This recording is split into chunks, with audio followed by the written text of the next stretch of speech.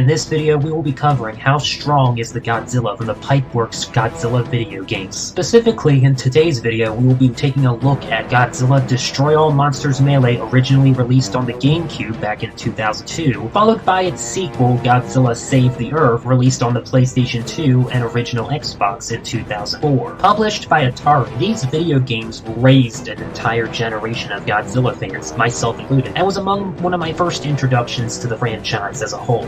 Starting off with the first game, Destroy All Monsters Melee, you'll quickly notice that there are actually two different versions of Godzilla playable in this game. One referred to as Godzilla 90s, based off the Heisei design, and the other one, Godzilla 2000, featured on both the cover and the little intro movie that plays when you start up the game, based off his Millennium design. However, when you first start up the game, only Godzilla 90s is available at the start as the playable Godzilla, and in order to unlock Godzilla 2000, you have to beat the game as Godzilla 90s first. This, coupled with the fact that in the intro movie when you start adventure mode you can clearly see Godzilla 90s in the background with Ebirah, leads me to believe that Godzilla 90s is the canon version of Godzilla for this specific game's events. I have more evidence to back up this claim later, but for now, let's take a look at Godzilla 90s specific. An old website called GodzillaOnCube.com has official bios for all the monsters, and based off this, Godzilla 90s has a lot of similarities to his Millennium counterpart, that being 55 meters tall and 20,000 metric tons. He's also apparently been active since 1954, and is regarded as the mightiest of the monsters in the game. However, I do question the validity of some of these bios, most notably with King Ghidorah having his Heisei's backstory, as well as Mechagodzilla. There is no way King Ghidorah is triple Godzilla's height. You can even see the two monsters close together when you're fighting. The same holds true for both versions of Mechagodzilla, so I wonder if these bios are actually accurate to the monsters specifically in the game, or if they're just giving a general description based off their movie counterparts. I'm not even sure if this website was made by developers themselves either. Not all the monsters who even have bios for this are playable, the most notable of course being Hedorah and Mothra, both of which only serve as optional support monsters that can appear during battle. Mothra, by use of a special power-up item you can pick up called the Mothra Airstrike, well, she'll just kind of fly by and shoot some eye beams at the target. I wasn't able to get any footage of Hedorah, at least not on my own, but apparently all Hedorah does is just randomly show up without need of a power-up and just kind of slows down the energy regen of whoever gets caught in the pollution. Doesn't seem to do any damage whatsoever. Both monsters can be forced to leave early if you actually manage to hit them in the air with a beam attack. Kinda strange that Mothra wasn't a playable monster in this game. All the playable monsters have health bars, specifically 300 points of health. They also have an energy meter that slowly replenishes over time, which you need in order to do your ranged energy attacks, such as Godzilla's Atomic Breath. Some power-ups can be picked up, which will regenerate a little bit of health, as well as restore all of your energy if you just happen to pick it up at the time. There's also a special Rage power-up, which, when picked up, will allow the monster to temporarily do 20% more damage. This effect lasts for about half a minute, but in the meantime, the monster can also pull off a super powerful attack, which will immediately end the Rage mode upon use. For Godzilla's case, he's able to do a massive shockwave attack that'll pretty much send any monster that just happens to be near him sent flying back. By use of cheat codes, you can just spam this over and over again to slowly level an entire city. It doesn't do that much damage, but it's great for getting an enemy off of you, as well as invincibility frames. Having played through the game multiple times, I can confirm that depending on which monster you choose to play as on what difficulty, you will always face the same opponents each time. You'll pretty much face every other monster that you don't play as in whatever playthrough you're doing, with the only exceptions being Mechagodzilla 3, which is actually just Kiryu, the Millennium Mechagodzilla, as well as Orga. Since Kiryu's debut movie, Godzilla vs. Mechagodzilla, hadn't yet been released outside of Japan, he wasn't added in the original version, but instead included in the later Xbox release of the game. Though apparently in the Japanese version of Destroy All Monsters Melee, he replaces the Heisei Mechagodzilla, who basically functions as the evil alien Mechagodzilla that the Showa version is known for. Speaking of Mechagodzilla, he serves as the final boss in this game, and apparently he's quite tough. I guess because his metal exterior allows him to resist a lot of physical attacks. He's also quite aggressive, and the fact that his energy attacks seem to do a lot of damage, and you start the fight in an enclosed arena where you have to destroy the barriers in order to be able to access the rest of the map, as well as the potential for power-up drops as well, makes this a very tough fight. Not helped by the fact that if you're playing on hard, the enemy monster is not going to be taking as much damage. The other monster that you never fight in story mode includes Orga, who only becomes unlocked after you unlock all the other monsters. I should also note that unless you're playing as the monster, of course, Mechagodzilla always appears as the second to last monster before you fight Mechagodzilla on the Vortak mothership. Oh yeah, I guess we should talk about the plot of this game. Yeah, the game actually has a story, believe it or not. When you choose the Start Adventure mode, you get a little cutscene at the start where the Vortak aliens basically announce that they're invading Earth and that they've basically taken mind control over all the monsters, save for the one you choose to play as. I believe that canonically, the monster that breaks free of mind control is Godzilla, and not just because of this line that the Vortak commander says right before the Mechagodzilla fight, referencing the king of the monsters. After you beat the game as Godzilla 90s, you unlock Godzilla 2000, and as far as I can tell, they're pretty much exactly identical. The only major difference besides their slight altered appearance being, of course, the changing color of their atomic breaths, although I will have more to say about their differences in the sequel game. Godzilla 2000 sadly doesn't seem to have his own bio on the aforementioned website, but Godzilla 90s does, and it references him getting his power from the Bikini Atoll nuclear bomb testing, which is, of course, the Castle Bravo bomb. This automatically bumps him up to city level because of how strong the Castle Bravo bomb was.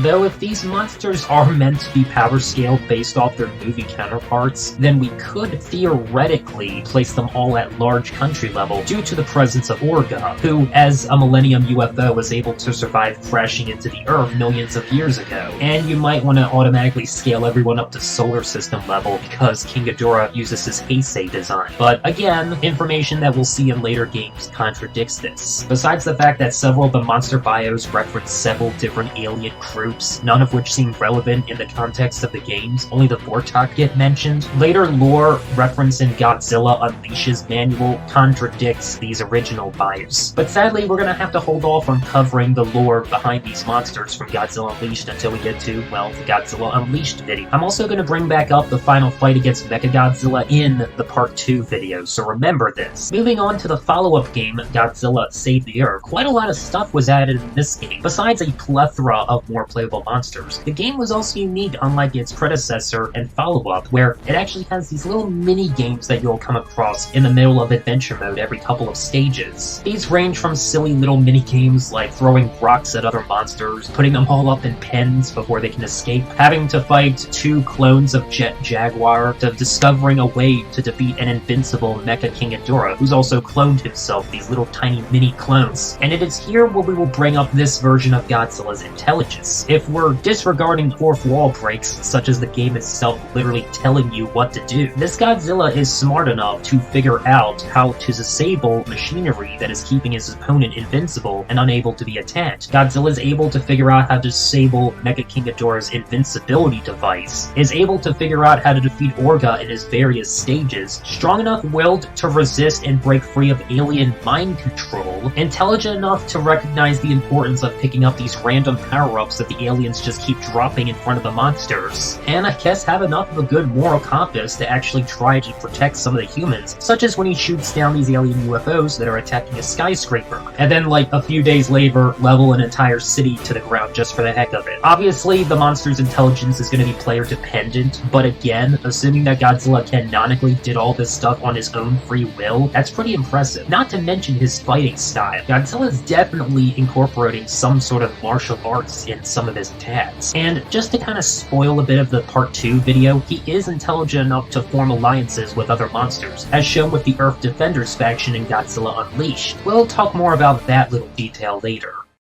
As for speed, well, it's kind of hard to tell, to be honest. I mean, at the very least, he's a Godzilla capable of running, and he is able to get from one part of Japan to another in a short span of time, assuming that only a day at most passes between stages. The military tanks that appear in this game are known as the Type 90 tanks, or at least the ones in Destroy All Monsters Melee are, assuming it's the same tanks that appear in all three games. The Type 90 tank is a real-life Japanese tank, based off the Leopard 2 tank, both of which use the 120mm smoothbore cannon. Said cannon fires at supersonic plus to hypersonic speed. Now, why is this relevant? Because Godzilla and the other monsters can dodge tank fire. While Godzilla's not fast enough to outrun the tank shells, and he's not even the fastest monster in the game, keep this in mind, he is fast enough to react to and literally jump over the tank shell as it's coming at him. This means that Godzilla literally has supersonic plus to hypersonic reaction and combat speed, and he's definitely able to throw punches punches and other physical attacks at this speed as well. Speaking of stats, let's finally move on to that since I think it's very important for this power scaling. Starting in Godzilla Save the Earth, all the playable monsters have their own stats. These stats ranging from attack to defense to speed to weapon. Attack affects how strong the monster's physical attacks are. Defense affects how much damage is reduced when they take attacks. Speed affects running speed. And weapon, well, affects the strength of their ranged attacks, like for example Godzilla's atomic grab. The monsters also have various weaknesses and resistances. Resistances, from what I can tell, basically cuts the damage the monster would normally take in half. And weaknesses, I guess, double the damage instead. Godzilla specifically seems to be weak against electricity, while having a resistance to fire and radiation, of course. Unlike with Destroy All Monsters Melee, where Godzilla 90s was the original Godzilla unlocked by default, in this game it's Godzilla 2000 who's the starting Godzilla, and you have to beat the game as 2000 in order to unlock 90s. Not to mention, of course, the intro cinematic, as well as the secret ending cutscene you get for beating the game on hard mode as Godzilla, or any other monster really, but it's Godzilla that shows up in the cutscene. The difference between Godzilla 2000 and 90s is a bit more noticeable in this version. You'll notice that their stats slightly differ, with Godzilla 2000 being slightly faster, while Godzilla 90s has a slightly stronger atomic breath. Some of their moves seems to have been swapped up slightly as well, with Godzilla 90s having this slow charge punch attack for his up light attack, while Godzilla 2000 sort of has like this move where he jumps up in the air and brings his fist down. I think you call that a haymaker. I'm not sure why they chose to give Godzilla 90 slightly altered moves. Otherwise, he's identical to 2000 in terms of moveset, who seems to retain his original fighting style from the previous game. Though Godzilla 90s does get a new ranged attack, where he sort of charges up and fires a powerful violet atomic breath that does massive damage. I should also mention that both Godzillas are also capable of spitting out a fireball attack, and with cheats turned on for infinite energy, this is just fun to spam across the map. Though I'd be careful using it against Rodan, since Rodan can apparently heal from fire attacks. Not advised to use against him. One of the mini-games has you controlling Godzilla and Godzilla only due to his abilities, and an underwater on-rails mini-game where you have to take out all these alien submarines targeting you, including a big one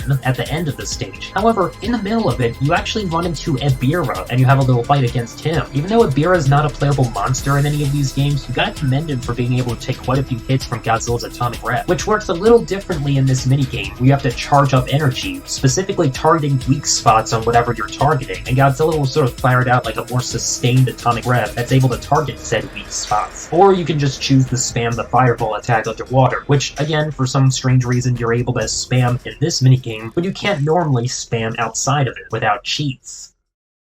Aside from Mothra finally being a playable monster in this game, her evil twin brother Batra replaces her as the optional support monster that just randomly shows up and I guess fires at whoever. Doesn't seem to do a whole lot of damage though. And just like with Mothra and Ghidorah in the first game, if you manage to actually hit Batra while he's in the air, I guess he'll just buzz off or something like that. I've also noticed that the Super X3 also seems to sometimes appear, and I guess its freeze missiles or freeze ray or whatever can I guess cause some of the monsters to get frozen. Moving on to the story mode, while it's not entirely clear how long in the future this takes place, the Vortak return yet again, this time with the intent on collecting these things called G cells, which are little capsules containing Godzilla's DNA, which they plan to use to create the ultimate monster. This is going to be a very important detail for the Part 2 video. We see at the end of the opening cutscene the Vortak deploying Gigan and King Ghidorah. Again, remember this because this will be a very important detail in the Part 2 video.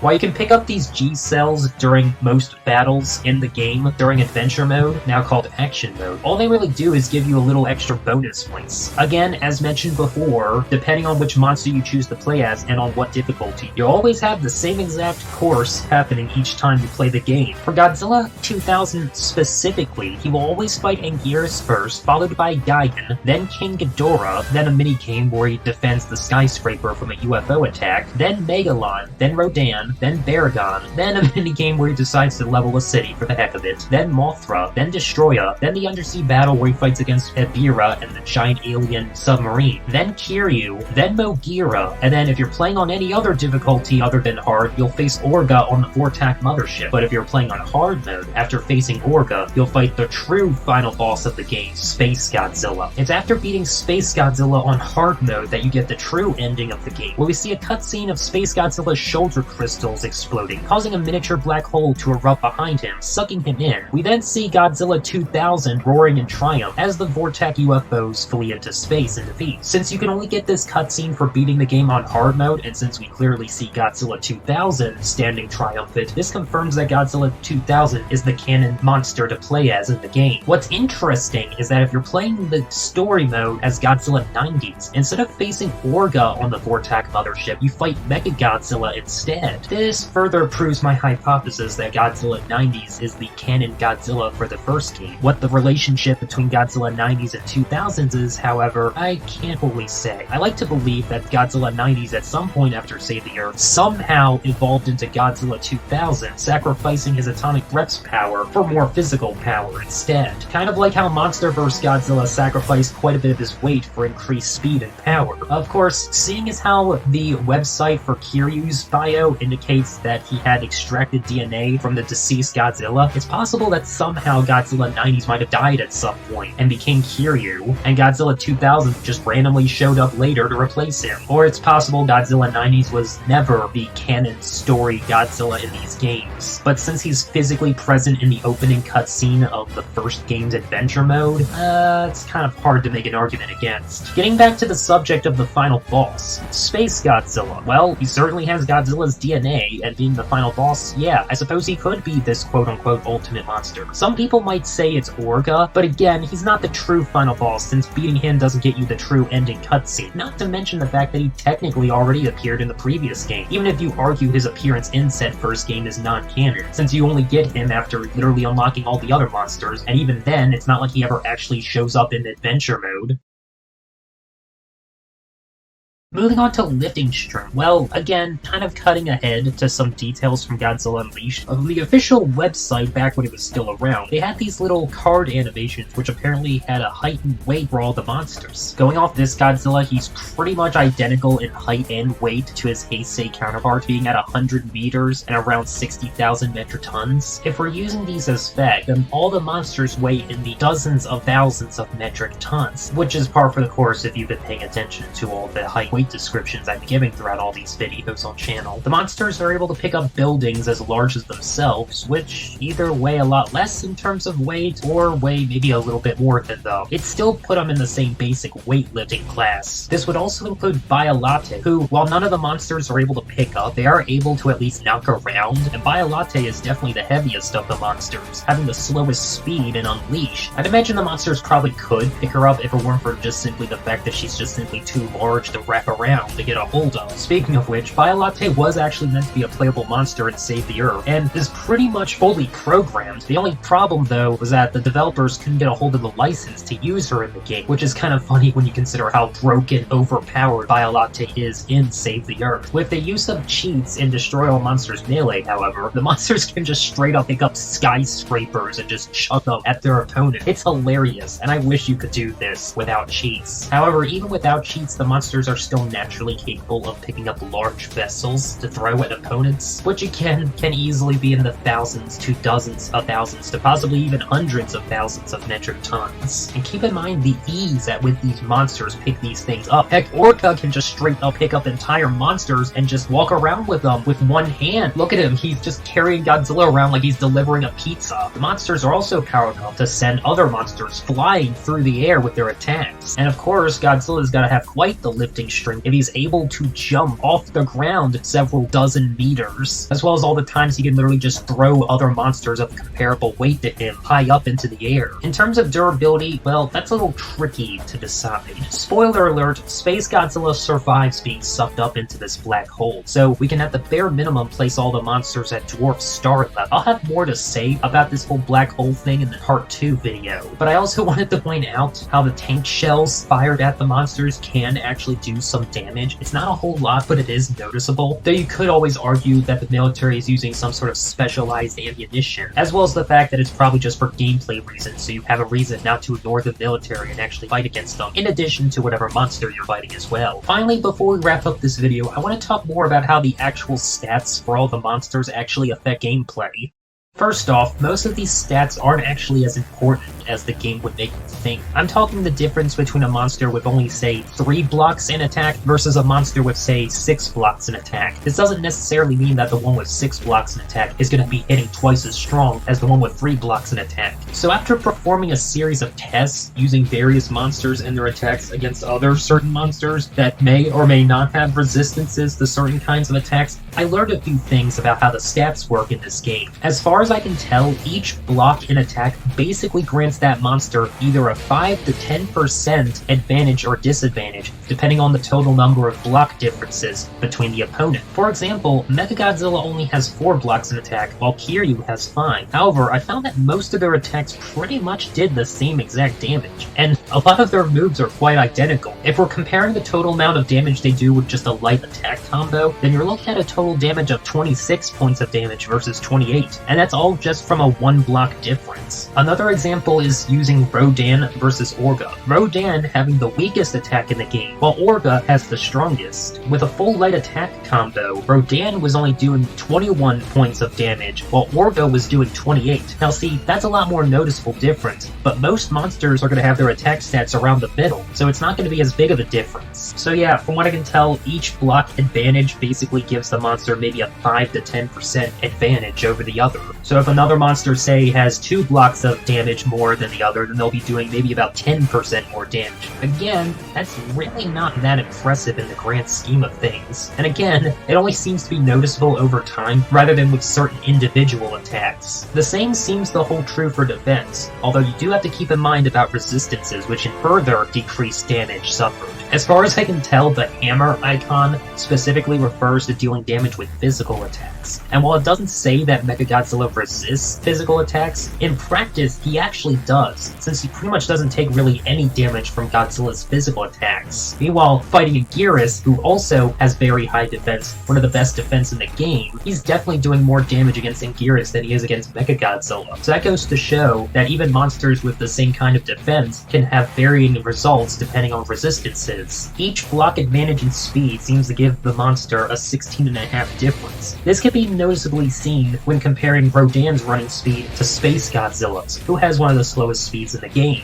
Basically, an 8 block in speed versus a 2 block in speed is going to be moving roughly twice as fast. However, I find Space Godzilla having a slow speed stat funny when you consider that this is not taking into account the fact that he can literally just float through the air with his psychokinesis. In fact, it's probably just as fast as Rodan flying through the air, ironically making Space Godzilla one of the fastest monsters in the game, at least when he's actually using his psychic powers, which don't cost any energy at all if you just hold down the run button. The weapon stat seems to be a bit more important compared to physical and defense, as each block seems to grant a 10% advantage or disadvantage. This can be most notably seen when I did a test between Godzilla 2000 and Godzilla 90s, where Godzilla 90s has 1 extra block in its weaponry. He was doing roughly 10% more damage than Godzilla 2000's atomic breath. Again, the stat difference is really only going to be noticeable if there is a huge gap between the two opposing monsters. Otherwise, it's really not going to make that much of a difference. We're talking about maybe on average a 5 to 20% advantage or disadvantage between the majority of monsters' stat differences. King Ghidorah, I'd say, is overall the best monster since he has the most amount of total blocks added together. Not to mention he has quite a lot of resistances, followed by Mechagodzilla and Mecha King Ghidorah, who are just 1 extra block behind him. Although I should point out that Mecha King Ghidorah has quite a lot of weaknesses. He has a special ability where he can throw up an impenetrable shield, which actually reduces all damage. But again, we'll have more to talk about in terms of which monster ranks from weakest to strongest when we get to the part 2 video.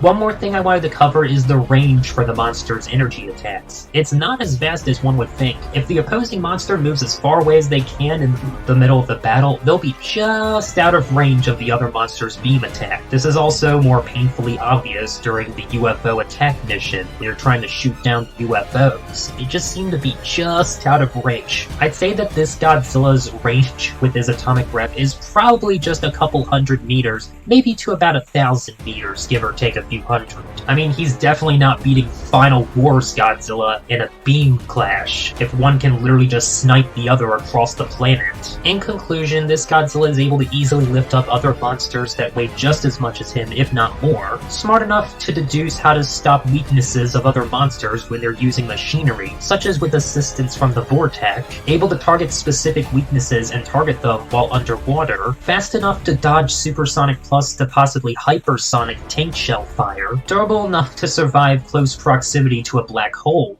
as evidence of Space Godzilla, and with Rage power-up can enhance his strength by 20% for about half a minute, as well as unleash an ultimate attack, which has varying effects depending on which Godzilla in question we're talking about. But there is a lot of important lore and power scaling details in Godzilla Unleashed, which we'll have to cover in the part 2 video once I get that out. But while you're waiting on that, in case it isn't out at the time you're watching this, stay tuned for my next Godzilla power scaling video, where I go over the original IDW Godzilla story, Kingdom of Monsters, and determine how strong this particular version of the King of the Monsters is. I hope you'll stay tuned for that, folks. Till next time, take care.